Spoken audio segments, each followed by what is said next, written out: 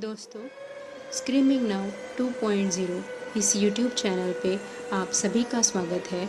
तो चलिए कहानी की ओर बढ़ते हैं। कभी आपने महसूस किया है कि कोई आपकी सांसों को गिन रहा है, कि जब आप अकेले होते हैं तो कोई आपकी हर हरकत को देख रहा होता है। मैं राधिका हूँ और आज मैं जो कहानी आपको सुनाने जा रही हूँ वो कहानी नहीं, मेरा जीवन का एक डरावना हिस्सा है जिसने मुझे मौत से भी बदतर ज़िंदगी दी, सिर्फ एक वसीयत की वजह से। मेरे ससुर जी के गुज़रने के बाद जब वसीयत पढ़ी गई तो सब कुछ मेरे पति के नाम किया था। मेरे पति बहुत अच्छे इंसान हैं, सच्चे, जिम्मेदार और सबका ख्याल रखने वाले।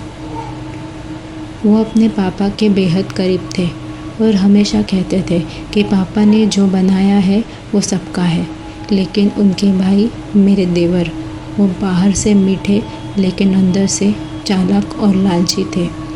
जैसे ही वसीयत में लिखा गया कि सारी संपत्ति मेरे पति के नाम हो गई है, उनके चेहरे से मुस्कुराहट गायब हो गई थी और निगाहों में जहर उतर आया।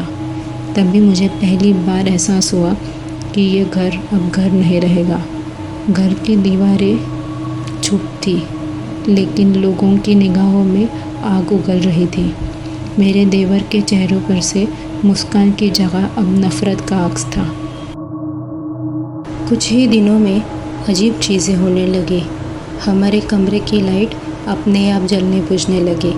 घर में हर वक्त एक अजीब ठंडक महसूस होती थी, जैसे बर्फ़ किसी दीवारों में छुपी हो। मेरी तबीयत लगातार बिगड़ने लगी। सर में दर्द, उल्टी, शरीर में थकावट और मेरे पति की तबीयत भी गिरने लगी थी। जो आदमी हर सुबह दौड़ पर जाता था, अब बिस्तर से उठना भी उसका मुश्किल हो गया था। एक रात मुझे लगा जैसे कोई मेरा गला दबा रहा है। मैं चिल्लाई, पर आवाज़ जैसे मेरी सांसों में ही घुट गई। जब आंखें खोली तो सामने वो थी, वो परछाई। उसकी आंखें सुर्ख लाल जैसे अंगारों से भरी हो।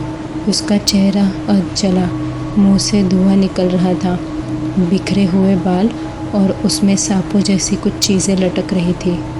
उसकी उंगलियां लंबी और टेढ़ी थी, जैसे किसी मरे हुए पेड़ की जड़ें। उसकी सांसें जली हुई लाश की बदबू जैसी थी और वो मुझे ही घूर रही थी, बिना पलक झपकाए।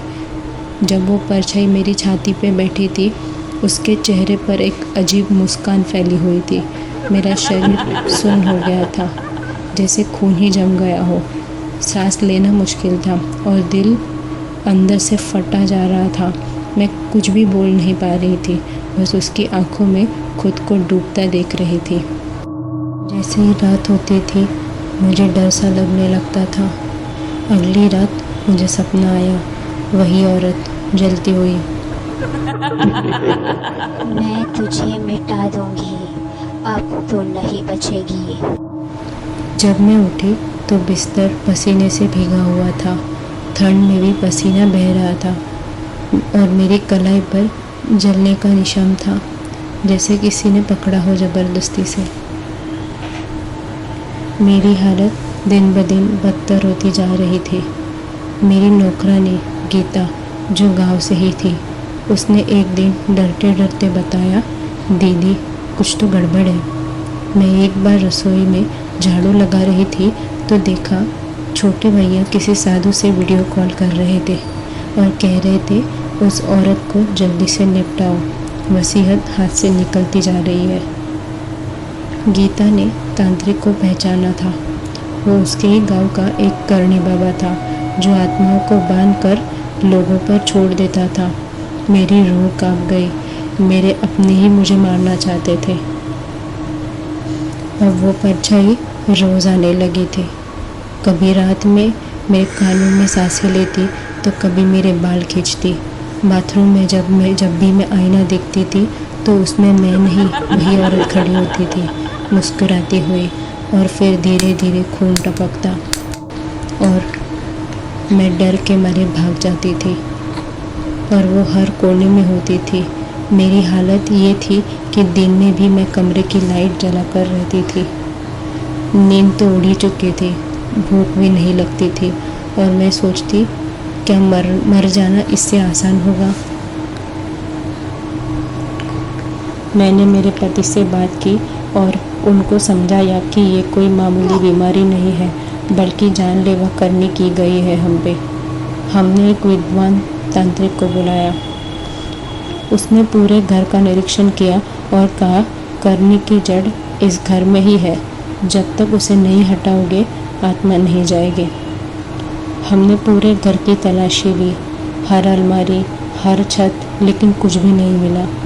आखिर तांत्रिक ने कहा इस घर का दक्षिण और पश्चिम कोना देखो, जहाँ ज़मीन के नीचे कुछ दबा हुआ है।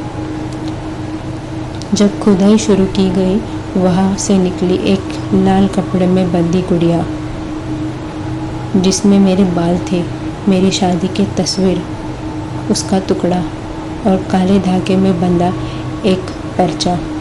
उसमें लिखा था वसीयत का अंत। मुझे जैसे लगा कि मेरी आत्मा ही उस गुड़िया में बन चुकी है। तांत्रिक ने कहा देर होने से पहले हमें ये करनी ख़त्म करनी पड़ेगी, नहीं तो बहुत देर हो जाएगी। तांत्रिक ने पूजा शुरू की। 5 त्रिशूल एक काले आसन पर बिठाए गए, उसके अंदर वो गुड़िया को रख दिया गया। चारों ओर नींबू, मिर्च, राख और हड्डियाँ रखी गई। वो तांत्रिक मंत्र बोलने लगा। काफ़ी अजीब मंत्र थे वो। पूजा शुरू हो चुकी थी, तभी तेज़ हवा चलने लगी, दिए बुझने लगे और फिर आई वो परछाई। वहाँ पे पूरा कमरा ठंड से जम चुका था। मैं और मेरा पति हम बहुत डरे हुए थे, हमारा खून जम गया। वो अजीब सी औरत आंखों से खून घोल रही थी। वो चिल्लाई। तांत्रिक ने उसे हमें छोड़ने की चेतावनी दी, मगर वो हंसते ही जा रही थी। तभी तांत्रिक ने फिर से लगातार मंत्रोच्चार चालू किया। तभी वो औरत चीखती हुई बोली, मुझे मुक्त कर दो, और जिसने मुझे बुलाया है मैं उसका अंत जरूर करूंगी। कुछ ही समय में सब शांत हो गया, जैसे उस औरत ने हमें बख्श दिया हो। हम घर लौटे। हमारा छोटा देवर अकेले ही कमरे में रहता था। जब उसका कमरा देखा गया तो वो वहाँ मरा हुआ मिला। उसका शरीर पूरा जल चुका था, पर कमरे में एक भी चिंगारी नहीं। उसकी आंखें खुली थी और जैसे वो जाते जाते पछता रहा था। सबने कहा करनी ख़त्म हो गई है, लेकिन मैं जानती हूँ वो अब भी यही है। रात को जब भी पंखा खुद ब खुद रुक जाता है, जब मेरी बेटी बोलती है मम्मी वो आंटी फिर से आ गई, तब मेरी रूह फिर से कांप जाती है। शायद वो आत्मा गई नहीं है, शायद वो अब मुझ में ही बस चुकी है। अगर आपके घर में भी वसीयत को लेकर खामोश जंग चल रही है तो संभल जाइए, क्योंकि जब खून की जगह लालच बहता है तब घर नहीं कब्रें बनती है। वसीयत का श्राप अब किसका इंतज़ार कर रहा है? स्ट्रीमिंग नाउ 2.0 सब्सक्राइब करें, वरना